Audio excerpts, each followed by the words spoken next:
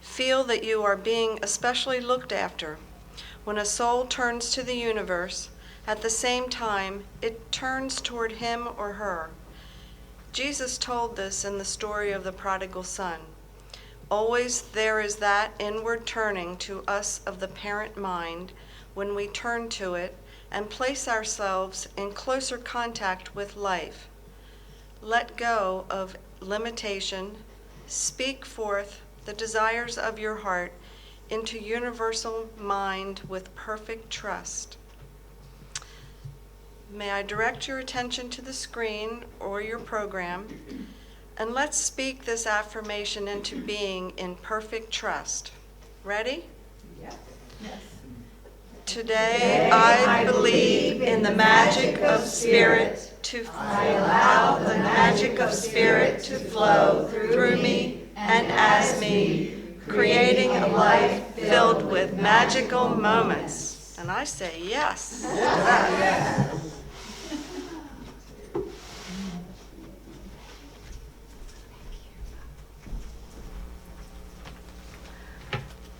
I love this word magic. I looked it up in the dictionary, and it says that magic is the supernatural itself influencing the course of events. Okay, so it's a supernatural influencing of the course of events. Isn't that what the Creator itself does? And so the wizards in lore are the beings who actually wield these powers of supernatural powers. You know, we have these legends about it. But think, you know, all of this is based on a higher truth. And that higher truth being that the Creator itself, we can think of as the ultimate wizard, that presence that brought out of nothing this entire physical universe. And then we're also hearing that there are multiverses. Anybody connect with that? I mean, it's on a lot of the science channels and stuff. They're now realizing that this isn't just the only universe, there are multiverses. And so when we stretch our minds out and try to take all of that in, to really allow that to settle in, this idea of magic, the ability to influence the outcome of events, we as individualized expressions of the divine, children of the Most High, inherently have spiritual wizardry in our blood. Yes? Our word, our images, our imagination creates. And so as we realize that we're participating in this whole amazing thing of creating big magic in participation with the divine, with the all that is. We have our own part to play in that. And so when we wake up to that, we no longer move through our lives unconsciously creating things that we don't want by focusing on them, but we learn to turn our attention to focusing on what we do choose to create. We begin to guide our minds, realize that we are the individualized expression of the Creator itself, and we can actually watch our minds, and when they start to go off, we can bring them back to where we want them to go. Kind of like we're training our pet. You know, we have to train that mind to go where we want it to go.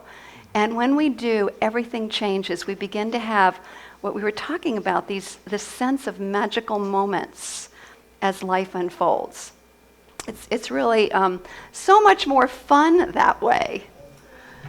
So here's the context that I'd like to share this with you that was put forth by the book that I'm kind of focusing on this month, which is a book called Big Magic, Creative Living, Transcending Fear, by a woman by the name of Elizabeth Gilbert, who wrote the book Eat, Pray, and Love, and the movie that also came after that.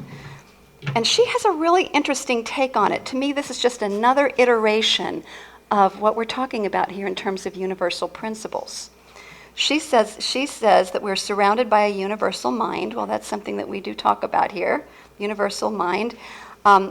a source of all ideas, visions, and dreams, and that these ideas, there's an infinite reservoir of ideas that are sort of floating around, waiting for a human partner to partner with. And so when an idea lands on us, a vision that's kind of out of the ordinary of what we normally do, or really any idea, in many ways, it has its own consciousness, because we know everything is consciousness. It's all an expression of God. And so as we receive those ideas and consciously partner with them, and so these are our ideas, our dreams, our visions, that we are more fully able to participate in that creative process instead of resisting it or fighting it. So it's like a conscious choice. Yes, I'm partnering with this vision that just came to me. Yes, I'm partnering with this idea that just presented itself to me. And it'll take on a whole new experience. For me, it's just something that is just a really cool thing to think about. Ernest Holmes and many other metaphysicians talk about the idea that thoughts are things, that they are the invisible that we, as human partners, can make visible, and that their only desire, these ideas, is to be made visible and to manifest through humanity, through human partners. So, if you have not consciously participated in the creative process in this way, I invite you to consider this to be a time to start. I also want to say something too that I think is really important in the teaching that we offer here, is that we don't force our ideas on other people. It's really for your consideration, for you to try it on, see if it works, see how it fits. And then give us feedback so that we can support you on your journey. So it really is about returning you back to the inner guidance, the innate wisdom that is within you, and then trusting that you are guided in the perfect way that is just right for your life. So here's some questions I have for you. Are you willing to bring forth the hidden treasures? Each of us are just reservoirs of all kinds of capacities and talents and gifts that you can also think of as treasures within us. Are you willing to bring forth your hidden treasures? Yes. Okay. Are you willing to choose curiosity over letting the voice of fear run your life? Yes. All right. Are you willing to trust the source of life and know that it is for you? Yes. All right. You just said yes to creative living. See, it's that simple. So what happens is when you say yes to creative living and creating consciously in this way, you're saying yes not only to blessing yourself, but blessing others too, because we are one. As we bless ourselves, we always bless other people. So today's topic is trust what can be trusted. And I want to begin with a story that is, this is a true story. It's about a biologist, or botanist rather, who teaches environmental biology at SUNY, College of Environmental Science and Forestry in Syracuse, New York. Her name is Dr. Robin Kimmerer. And her students are passionate environmentalists, passionate, ready to save the world. And so in the very first class, this is the question that she poses to them. She said, "Do you love Mother Earth? Do you love nature?" And they all say, Yes. All right. Then here's the next question. She says, "So who here believes that that Mother Nature loves you in return?" Yes. Okay, maybe we do. But with her young people, they usually, their hands go down. They don't believe it. And she says something very interesting. She said, "Then we have a problem. Without a sense of relationship, you're missing out on your potential to become co-creators with life. The exchange of love between earth and people calls forth the creative gifts of both. The earth is not indifferent to us, but rather calling our gifts in return for hers. So Elizabeth decided to apply the same idea with her students. And so she would, when they would come up to her, she would say, or even just aspiring young writers who come up to her and talk to her as she's promoting her books. And she says, she said, do you love writing? And they say, yes. And then she says, well, do you think that writing loves you? And she said they'll either say, well, writing's indifferent, or they'll have kind of more of an unhealthy relationship. No, writing hates me. Writing torments me. Writing messes with my mind, And then even one young writer said, he said, writing is kind of like that mean, beautiful girl in high school who toyed with me and would pretend like she really liked me, but it was just all for her own purposes. He said, writing is like that. And she said, well, you have a problem then. But she said, well, what is it you want to do with your life? And he says, I want to write. And she says, okay, well, let's start shifting our ideas then and get into right relationship with writing. So it's really with and you can reflect on your own life. Is there any place in your life where you are struggling? If you're struggling, maybe you want to consider having a different relationship with whatever it is that you're doing. How about a love relationship? What would happen if you did that? So I want you to consider that.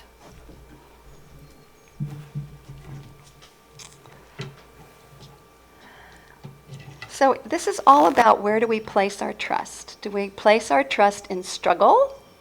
Do we place our trust in ease and grace and in the love of the divine that's in, through, and as everything? That means writing, dancing, singing, you name it, whatever it is that you're involved in, whatever your life is.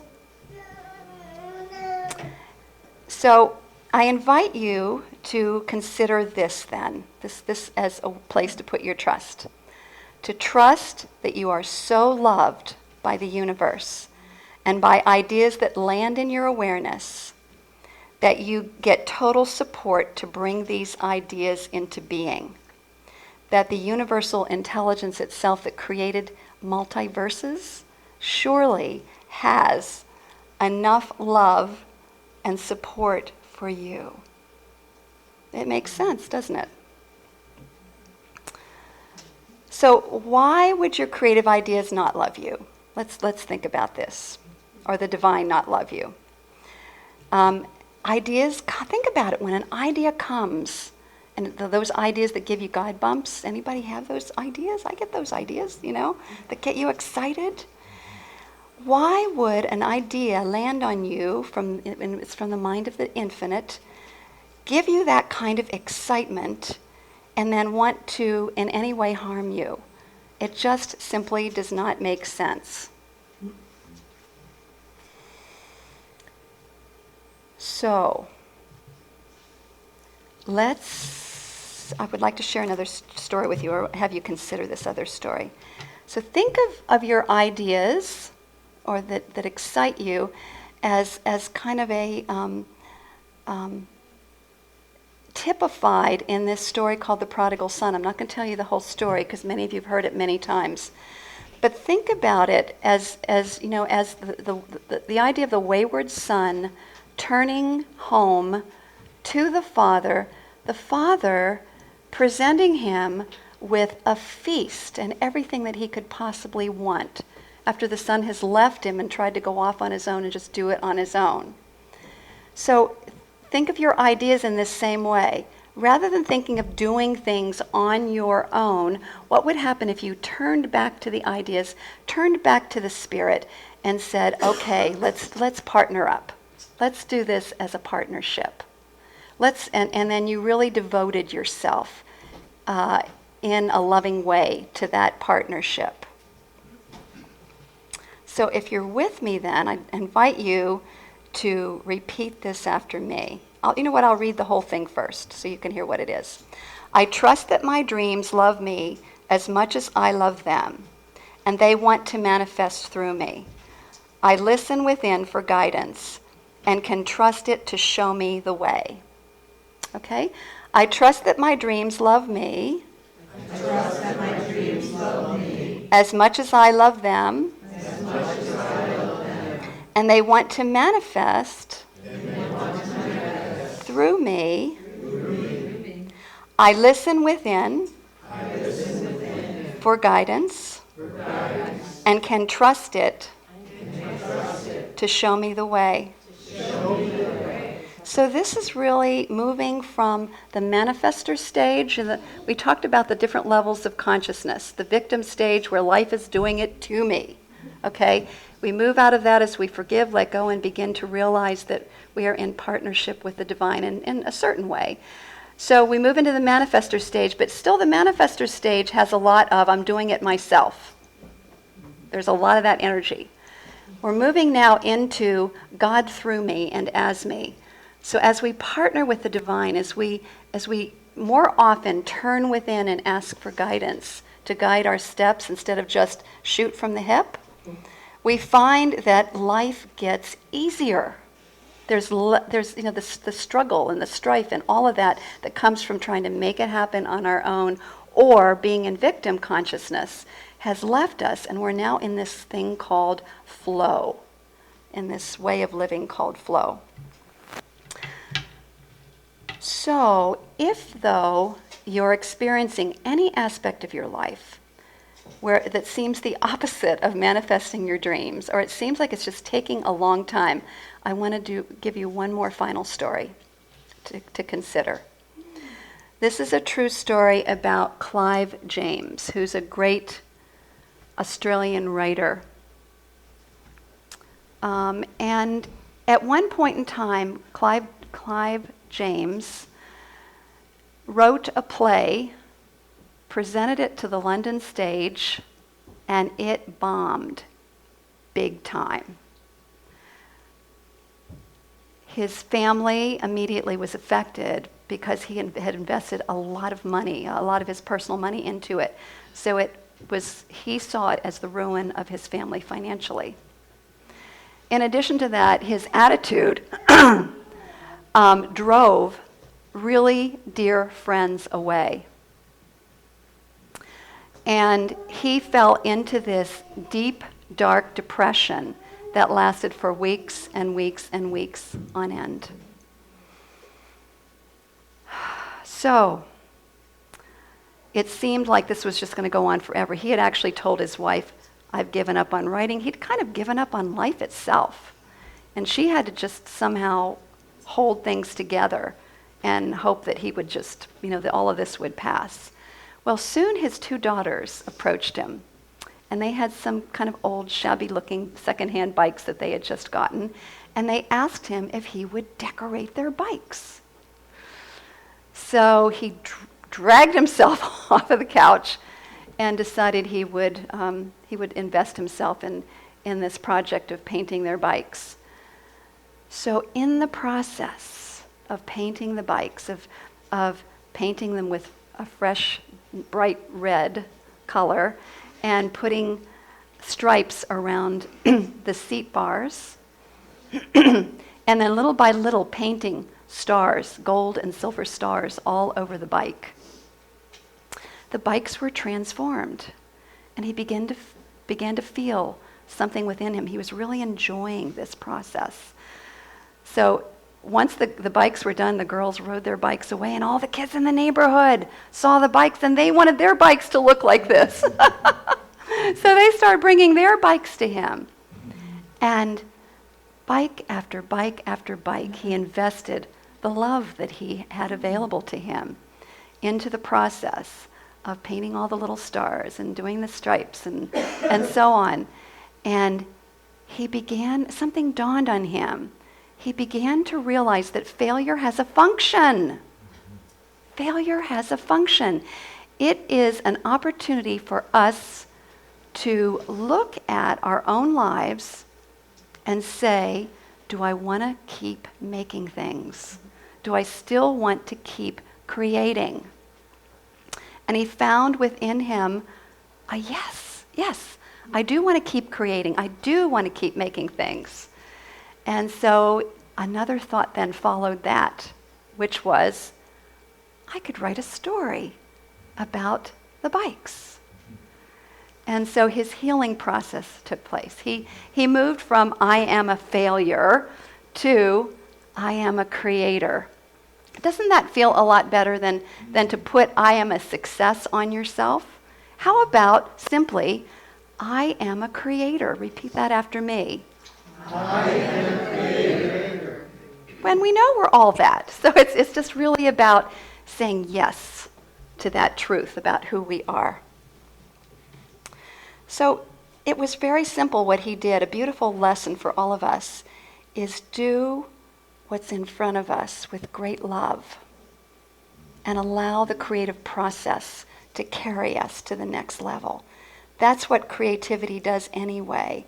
It pulls us, and we talk about visioning, it pulls us into higher levels of expression of our own divinity. And that's what's so beautiful about it.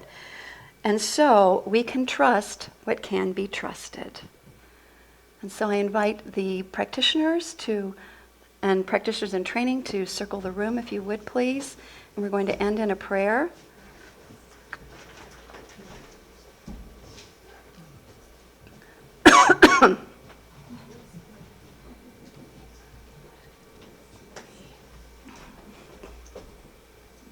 All right. And let's just know the truth about all these beautiful creators that are in this community as we deepen into prayer. So I just give my thanks for this truth, knowing that everyone in this room is a beautiful, bright, brilliant light of the divine, that we are co-creators with the Spirit, that life, love, and presence that shows up as God in, through, and as each person here is the way in which Spirit is so uniquely expressed. I know that's the truth about me. I know in this very moment, as I surrender, let go, and let God take over me as I sing this song, that what moves through me and as me is a beautiful creation. I rest in God. I trust God. I let go and I let God. I know that as each person let goes and lets God, that what is happening within them is a beautiful divine event. I know that God is for me and God is for each and every person in this room. And as a result, we are all creating, co-creating big magic together. I'm so grateful for this truth. I give thanks. I let go. I let God. And I trust. So it is.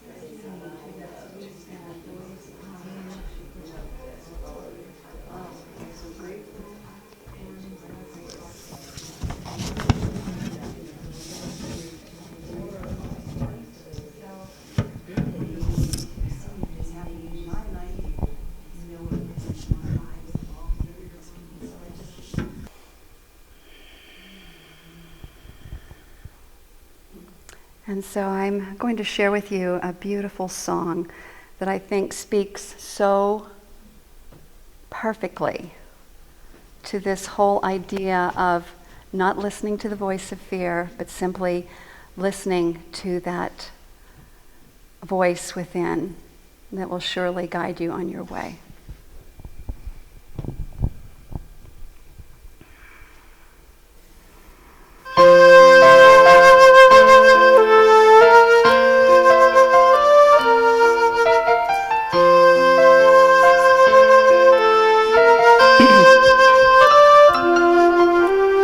There it is in front of you, the thing you swore you'd never do. Now you're wanting to, more than anything, to try the very thing that had frightened you.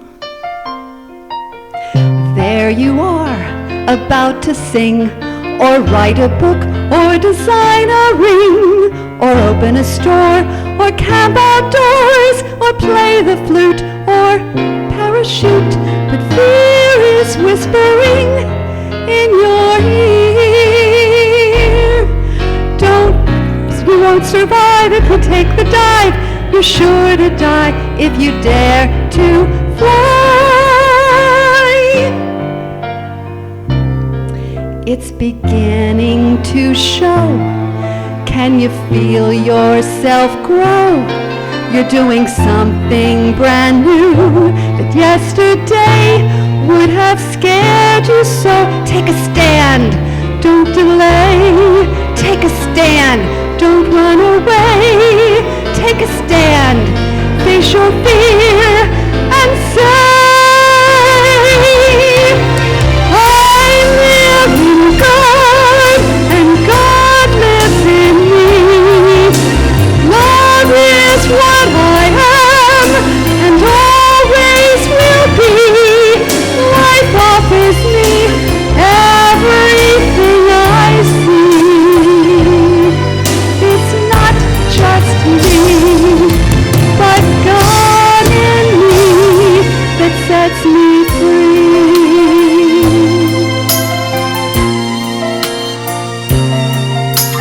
There you are, atop the peak. Your knees are weak, you can barely speak. You force open your eyes and prepare your mind. And you tell yourself, no matter what, I'm going to fly. But fear is whispering in your ear. Why fly at all when it's safer to crawl? So nothing was gained, but nothing was lost.